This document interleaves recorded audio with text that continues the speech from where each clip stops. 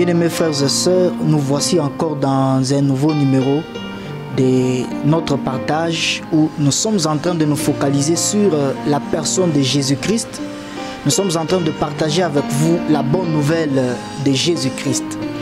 Où, en bref, nous parlons avec vous du message de la grâce, du message révolutionnaire de la grâce. Aujourd'hui, nous allons parler d'un sujet très important. Et ce sujet est intitulé « Jésus-Christ, notre justice et notre sanctification ». Cela va nous permettre, vous et moi, de pouvoir nous focaliser sur l'accomplissement de l'œuvre de la croix. Jésus-Christ, notre justice et notre sanctification. Je vais commencer par prendre deux passages.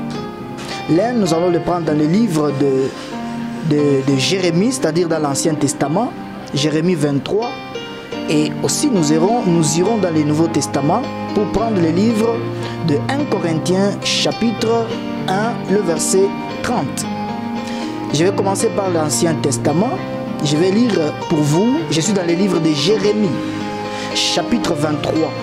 À partir du premier verset, nous allons nous arrêter au 6e verset. Écoutez ce que la Bible dit. La Bible dit: malheur aux pasteurs qui détruisent et dispersent le troupeau de mon peuple ou de mon pâturage, dit l'Éternel. C'est pourquoi ainsi parle l'Éternel, le Dieu d'Israël, sur le pasteur qui paisse mon peuple. Vous avez dispersé mes brebis, vous les avez chassées, vous n'en avez pas pris soin. Voici, je vous châtierai à cause de la méchanceté de vos actions, dit l'Éternel. Le verset 3.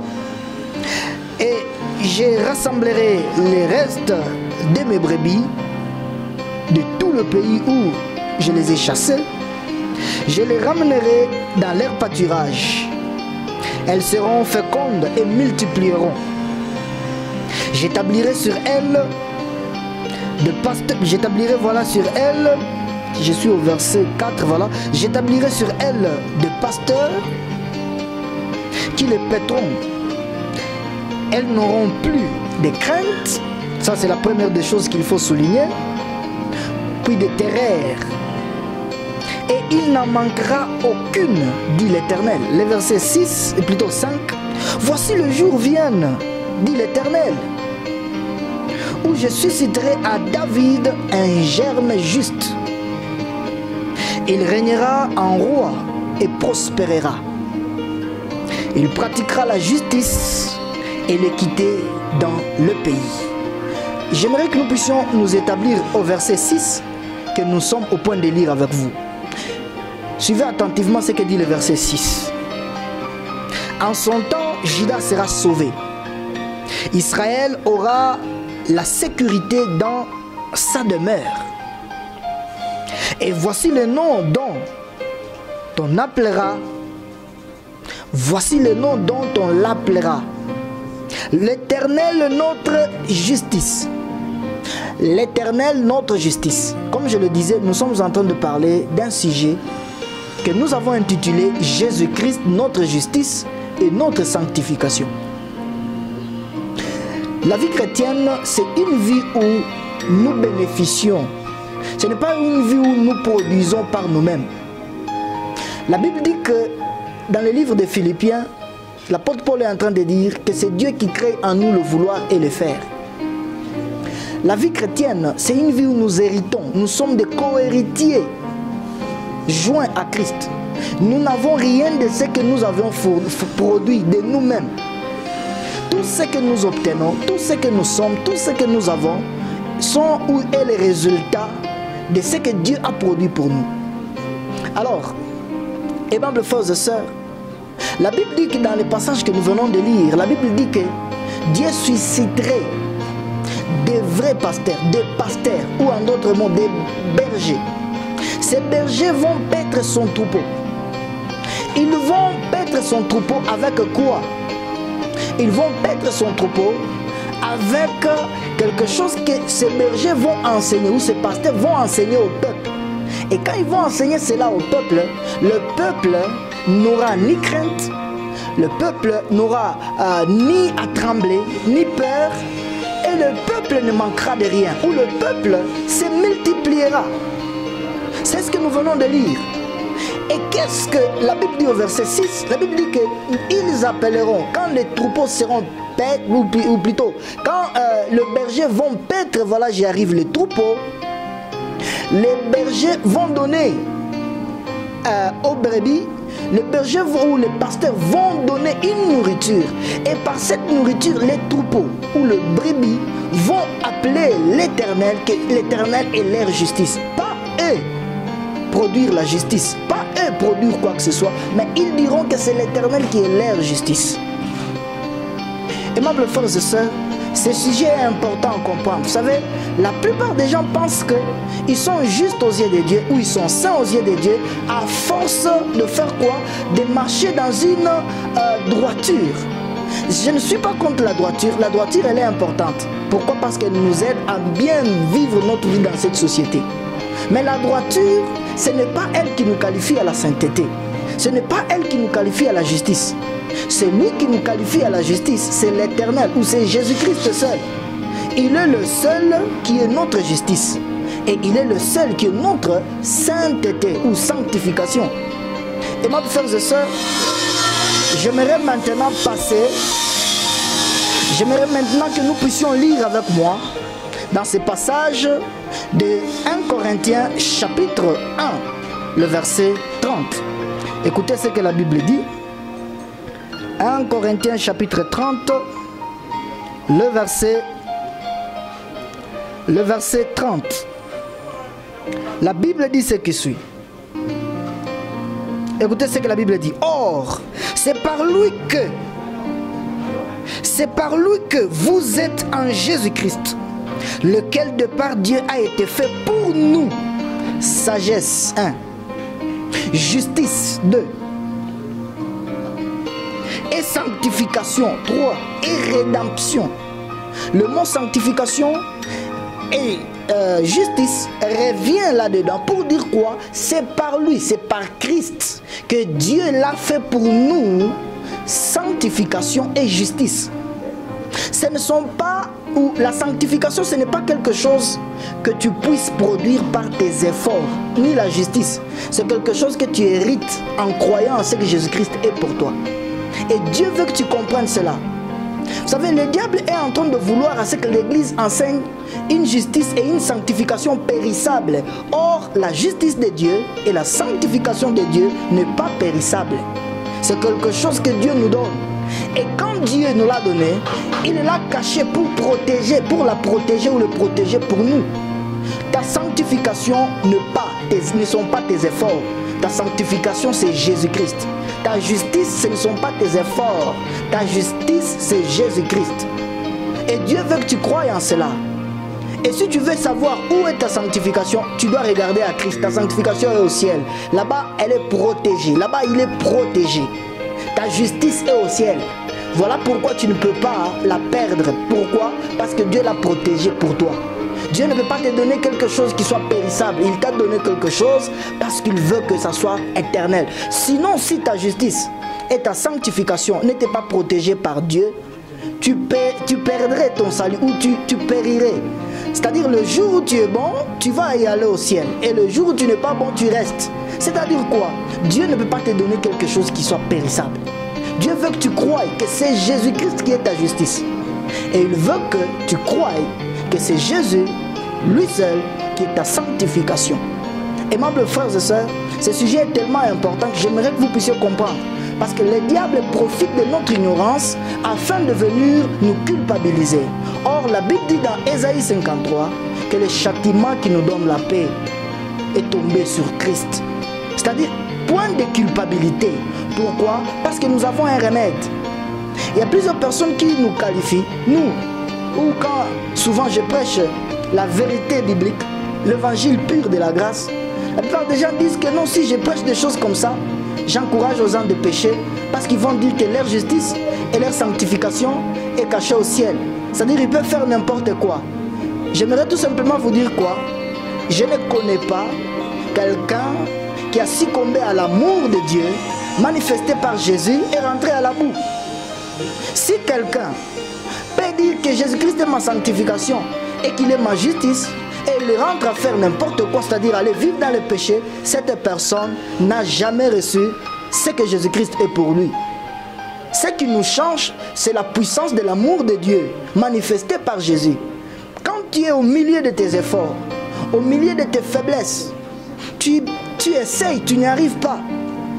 Tu as tellement travaillé pour manifester à Dieu que tu l'aimes et que tu veux aussi lui montrer que tu veux fournir un peu d'effort afin de lui montrer que tu l'aimes. Mais tu n'y arrives toujours pas, mais tu tombes toujours, et que l'on vient te présenter l'amour de Dieu pour te faire voir que Jésus-Christ a payé le prix, qu'il s'est fait pour toi, Dieu l'a fait pour toi, justice et sanctification. Cet amour, cette force, cette manifestation de la grâce de Dieu bouleverse tes efforts et tu commences à te voir que Dieu t'aime malgré tes erreurs, malgré tes faiblesses. Cela te donne la force d'aimer plus Dieu.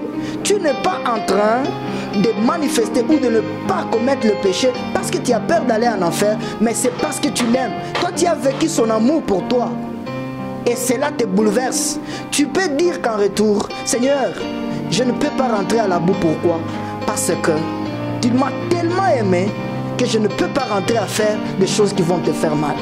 Alors si quelqu'un rentre au péché, au nom de la grâce ou au nom de ce que Jésus-Christ est sa justice et sa sanctification, c'est que cette personne n'a jamais compris et n'a jamais reçu Jésus-Christ, n'a jamais reçu l'évangile de la grâce, où l'amour de Dieu n'a pas sa place dans son cœur. Celui-là qui croit que Jésus-Christ et sa justice et sa sanctification, Jésus-Christ l'a aimé, il l'a fait grâce. Cette personne ne peut pas rentrer à la boue. Pourquoi? L'amour de Dieu le maintient dans la justice et dans la sainteté. Aimables frères et sœurs, la chose que j'aimerais souligner, c'est que Dieu veut que vous puissiez comprendre une seule chose. C'est que faites de Jésus-Christ votre justice. Et votre justice, voilà j'y arrive, sera protégée pour toujours. Et laissez à ce que Jésus-Christ soit votre sanctification. Votre sanctification sera protégée pour toujours. La vie chrétienne, ce n'est pas une vie de doing, c'est-à-dire de faire, encore faire, afin d'atteindre ce que Dieu attend de nous. La vie chrétienne, c'est la vie de foi. Croire, afin d'atteindre ce que Dieu veut pour nous. C'est cela. La Bible dit que le juste vivra par la foi. Le juste ne va pas vivre par ce qu'il fait. Il va vivre par ce qu'il croit. Si tu crois bien, tu crois en ce que Jésus-Christ est pour toi, tu comprendras et tu iras trop loin avec Dieu. Aimables frères et sœurs, j'aimerais que nous puissions nous poser sur ces deux passages. La Bible dit que quand Dieu suscitera ses vrais pasteurs dans Jérémie 23, quand Dieu suscitera ses vrais pasteurs, ils vont paître son troupeau. Il n'y aura même pas une brebis qui sera perdue. Et le peuple sera dans l'abondance. Le peuple n'aura point à craindre. Le peuple n'aura pas peur. Il n'aura pas peur. Pourquoi? À cause de ce qu'on va leur dire. Le rôle d'un berger ou le rôle d'un pasteur, d'un berger dans l'ancien temps avec le troupeau, c'était de donner la bonne nourriture et une bonne eau aux brebis. Le berger prépare la nourriture aux brebis. Le berger prépare l'endroit où les brebis vont manger toute la journée. L'endroit où il y a des bons verts pâturages. C'est ça le rôle du berger. C'est de nourrir les troupeaux, de protéger les troupeaux. Alors ici Dieu dit qu'il suscitera des pasteurs. Ces pasteurs paîtront son troupeau. C'est-à-dire ils donneront la bonne nourriture. Et au travers ou grâce à cette bonne nourriture, la brebis ou les brebis n'auront point à craindre. Les brebis n'auront pas peur et les brebis ne se disperseront pas. Pourquoi? Parce que la nourriture que l'on leur donnera, ça sera une bonne nourriture qui les maintiendra dans la santé spirituelle. Alors, la bonne nourriture, c'est Jésus-Christ. J'aime souvent le dire, j'aimerais encore le répéter. Aimables frères et sœurs, une brebis, sa nourriture, c'est Jésus-Christ. Une brebis, c'est-à-dire un enfant de Dieu. Un chrétien, sa nourriture, c'est d'entendre tout ce qui concerne Jésus. C'est de manger tout ce que Jésus-Christ a réalisé pour cette personne. C'est ça, la nourriture de toute brebis. Mais les loups n'ont pas besoin de la nourriture des brebis. Les loups ont besoin d'autre nourriture. Si tu es si tu es chrétien, voilà, j'y arrive. Mais à chaque fois qu'on te parle de Jésus, tu te sens ennuyé. C'est-à-dire, tu dois faire très attention et tu dois te poser une question de savoir, suis-je vraiment une brebis? Parce que la nourriture de toute brebis en Dieu, c'est Jésus-Christ. Si toi, quand on te parle des enseignements qui concernent que Jésus-Christ est seul, tu dis non, nous c'est seulement brisé, nous c'est seulement calciné et cassé. Non, nous nous posons une question. Es-tu vraiment une brebis ou es-tu un loup au milieu des brebis? Parce que la brebis, elle a la joie d'entendre ou de manger sa nourriture. Et quelle est sa nourriture? C'est Jésus-Christ. C'est Jésus-Christ qui est sa nourriture. Alors le loup ne trouve pas du plaisir de manger cette nourriture qui n'est pas la leur ou qui n'est pas à lui. Et cette nourriture qui n'est pas à lui, c'est Jésus. Jésus n'est pas une nourriture pour un loup. Il est une nourriture pour les brebis. Les loups ne mangent pas de vers pâturage. Les loups sont de carnivores. Ils ne sont que là pour manger de la chair. Aimables frères et sœurs, nous sommes en train de parler de ce grand sujet que nous avons intitulé Jésus-Christ est notre justice et il est également notre sanctification. Dieu veut que tu croies en cela. C'est ça la vérité. C'est ça la vérité des Écritures. Jésus-Christ n'est pas mort à la croix pour que tu fournisses tes efforts et afin qu'au bout de cela, qu'il vienne te dire, oh, qu'il t'acclame pour dire, oh, tu as bien travaillé, tu as bien réalisé ta justice, tu t'es vraiment battu, tu as tout fait pour que je te voie et que tu es juste. Non, il n'est pas irresponsable, il est mort à la croix afin que tu reçoives sa justice, afin que tu reçoives sa sainteté. Le chrétien est le corps du Christ. Christ est la tête et le chrétien, l'église est le corps du Christ. La même vie ou le même sang qui circule dans la tête, c'est le même sang qui circule dans le corps. Vous ne pouvez pas dissocier la tête et le corps. C'est les deux choses, deux composantes qui sont réunies ensemble pour former ou pour composer l'être humain. Jésus nous a donné cette référence pour nous dire quoi? Qu'il est la tête de l'église. Et nous, l'église, nous sommes son corps. Si l'église est le corps du Christ, c'est-à-dire Jésus est la tête, retenez que la même vie qui demeure dans la tête, c'est la même vie qui circule dans le corps. La même sainteté que Jésus a, c'est la même sainteté que tu as. Tu dois le croire, c'est ça la vérité de la Bible. La même justice que Jésus-Christ a, c'est la même justice que tu as également. Dieu veut que tu le croies. Pourquoi? Parce que c'est ça la vérité. Sinon, si toi tu dois réaliser ta justice et que tu dois réaliser ta sainteté, et que Jésus-Christ aussi a sa sainteté et sa justice, et les deux sont dissociés, c'est-à-dire que tu n'as jamais été chrétien. Parce que toi seul, tu ne peux jamais produire la justice par ta droiture. Tu ne peux jamais produire ta sainteté par ta droiture. Je ne suis pas contre la droiture. Je ne suis pas contre marcher correctement dans ce monde, dans la vie. Cela est important. Et Dieu veut que cela, Dieu veut plutôt que nous puissions marcher dans la sainteté, plutôt dans la droiture. Mais ce n'est pas cela qui nous qualifie à la justice. Et ce n'est pas cela qui nous qualifie à la sainteté. La sainteté, c'est une nature spirituelle. La justice est une nature spirituelle. Tout celui qui émane de Jésus comporte ou a la nature de Jésus. Il a la justice et il a la sanctification. Aimables frères et sœurs, ce que nous sommes en train de partager est la bonne nouvelle. Jésus est mort à la croix pour que tu reçoives la justice et que tu reçoives également la sainteté. Alors, j'aimerais lire pour vous un passage. Je suis dans le livre de Nombres 21. Je vais le lire pour vous. Je crois qu'il me reste encore un peu de temps. Je vais le lire pour vous. Nombres chapitre 21. Le verset 20. Nombres chapitre 21. Voilà. Le verset 20. La Bible dit... Attendez.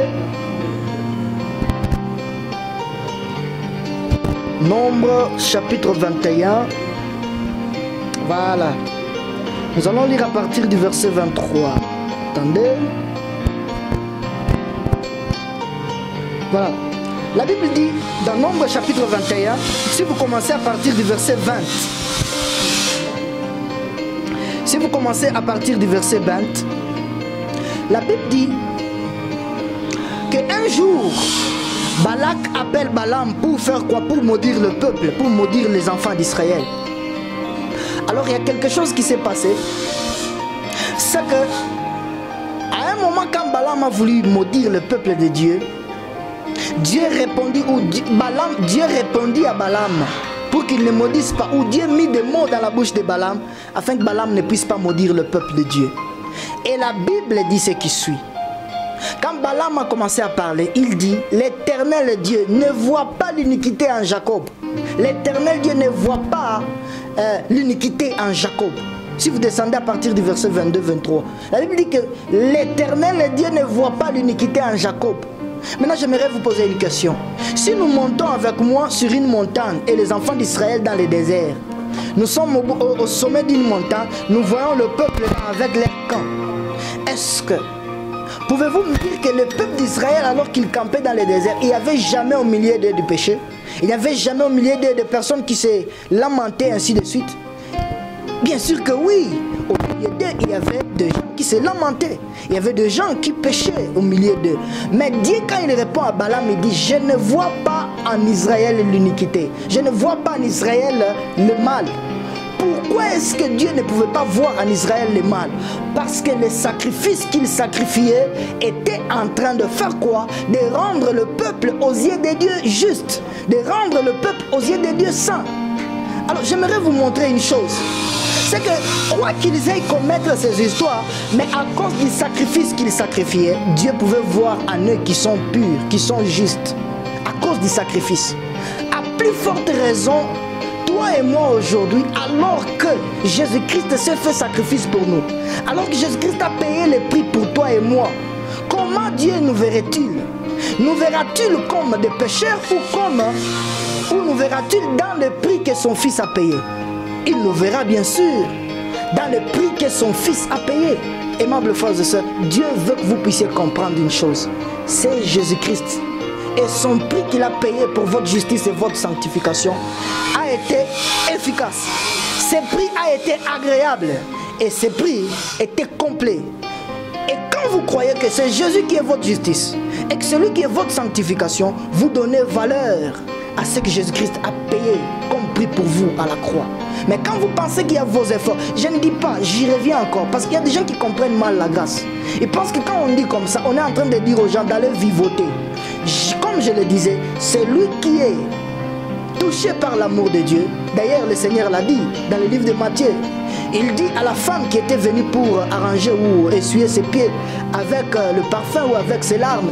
La Bible dit, Jésus-Christ à la fin, il a dit, à celui qu'on a beaucoup pardonné, aimera beaucoup. Si vous croyez vraiment que Dieu vous a beaucoup pardonné, vous aimerez beaucoup Dieu et vous n'y rentrerez jamais à la boue. Mais si vous pensez que Dieu vous aime parce que vous êtes au droit, Dieu vous aime et il vous récompense parce que vous êtes correct, vous êtes fort. Quant à ce qui concerne l'abstination, vous êtes tellement prudent au péché. Sachez une chose, c'est que vous n'aimerez pas beaucoup Dieu parce que vous vous glorifierez. Vous direz que je suis juste parce que je m'efforce. Je suis juste parce que je me maintiens, je crains Dieu. Craindre Dieu est tellement important, mais la bonne et la meilleure façon de craindre Dieu, c'est de croire en ce que Jésus-Christ a réalisé pour vous. Aimables frères et sœurs, que Dieu vous bénisse. Je crois que ce partage vous a béni.